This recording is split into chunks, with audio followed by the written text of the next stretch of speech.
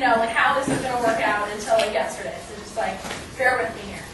Basically, I'll just like start off just like telling you who I am. My name is MacDonald. As Katie said, I am from Winchester, Massachusetts, which is like right outside of Boston. And I'm just going to talk to you today about kind of like why I'm interested and involved in environmental and sustainability issues, and kind of what role that's had in my life, and kind of how I've like dealt with issues around that. So basically, just to start off, as like a freshman in high school, I kind of like felt like I kind of hit the tip of like my environmental iceberg. I was thinking about a lot of different issues, mostly kind of spurred by the interest that my parents had in energy efficiency. We changed our cars over to biodiesel when I was 12. And a lot of stuff like that was kind of like on my horizon. I was very aware of the potential energy crisis and a lot of issues like that, but I still wasn't really kind of sure how I would kind of weave my own life into kind of trying to help solve those issues or get involved. So my kind of like passage into any involvement was sophomore year of high school when me and a couple of my friends got together and decided we'd start a recycling program. Because to me it was like, oh, if I'm going to be an environmentalist, of course I have to recycle, because that's like what I should be interested in if I'm interested in the environment. That was like the very clear thought process to me, because I wasn't really sure like what else I could be doing.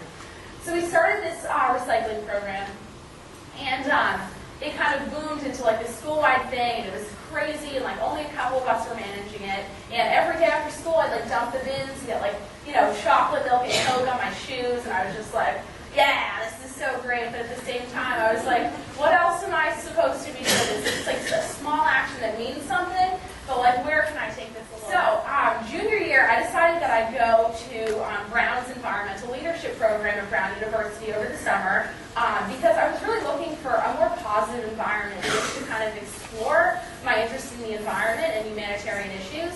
And I kind of had found personally that as I've been managing this recycling program and like kind of learning about new things, like this accumulation of different issues that maybe didn't file necessarily into this environmental category had started building up in my life. And that included like the war in Iraq, famine around the globe, pollution, cancer, like all those things were kind of on my radar. But until I went to this program, I was having a really difficult time figuring out how they kind of like wove it. But basically, while I was at this program in Rhode Island, they took us to the highest point in Rhode Island, which I didn't know at the time is actually a landfill. So just kind of standing on top of this landfill, it was just like really symbolic of a time in my life where I felt like I could kind of like see the forest through the trees a little bit and see like the issues that I was interested in falling under this wider umbrella.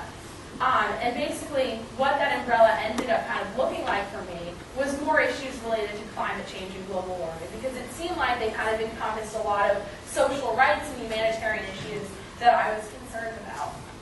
And so I got home from this program and I was like, yeah, Mom and Dad, like I'm so pumped about this.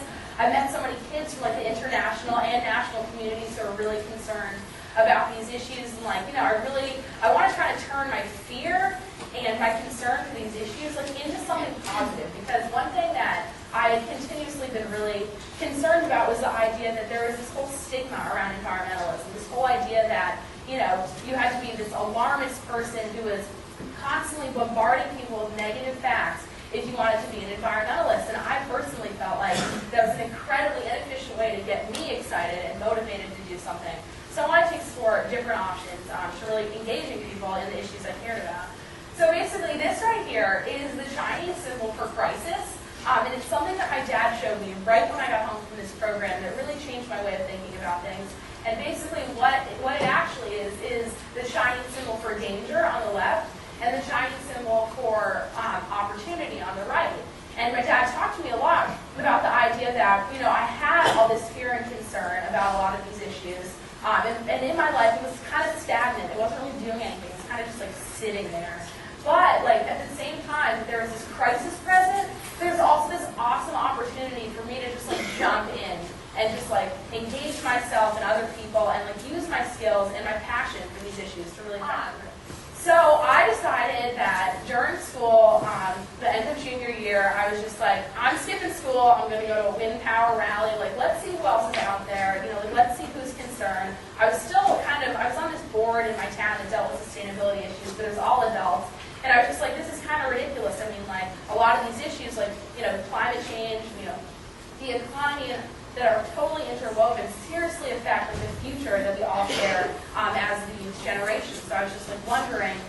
where all my peers were. So I got to this rally in Medford, Massachusetts, and it was a rally to promote Cape Wind, which I'm sure most of you have heard of. And so basically it was the first time that I kind of got like a picket sign in my hand, and I had like a crazy like loudspeaker, and I was just like, screaming for clean energy, and it was just like really, really invigorating.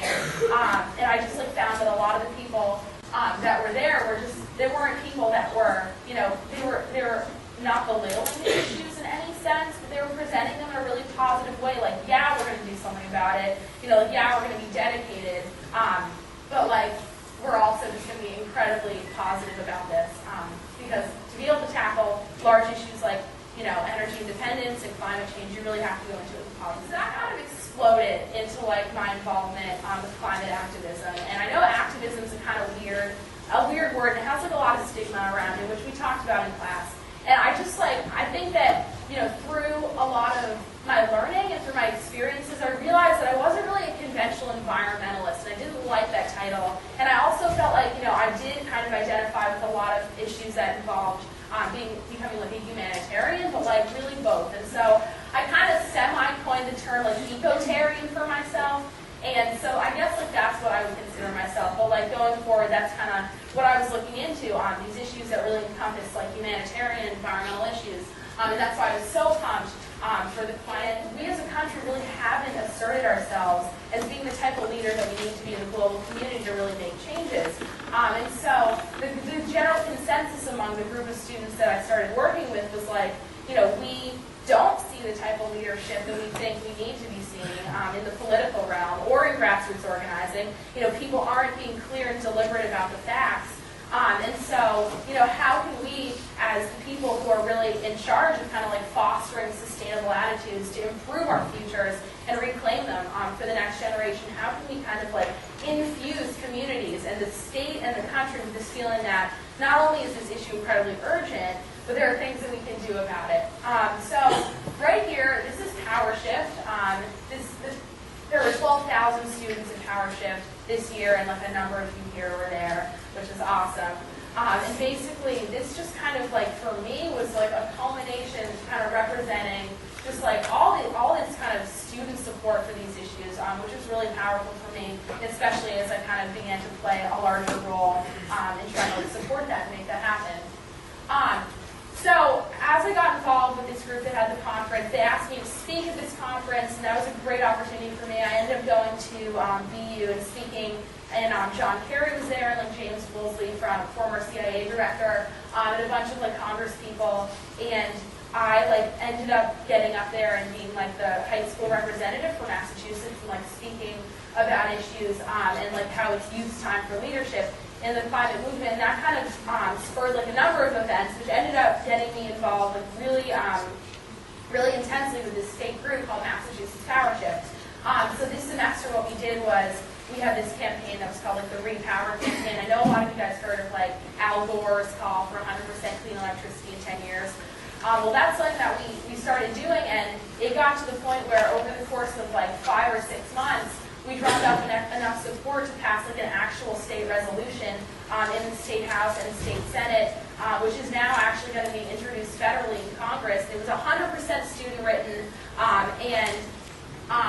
so this is just like a quote that I really, really appreciate. And the quote is, "An individual has not started living until he can rise above the narrow confines of his individualistic concerns to the broader concerns of all humanity."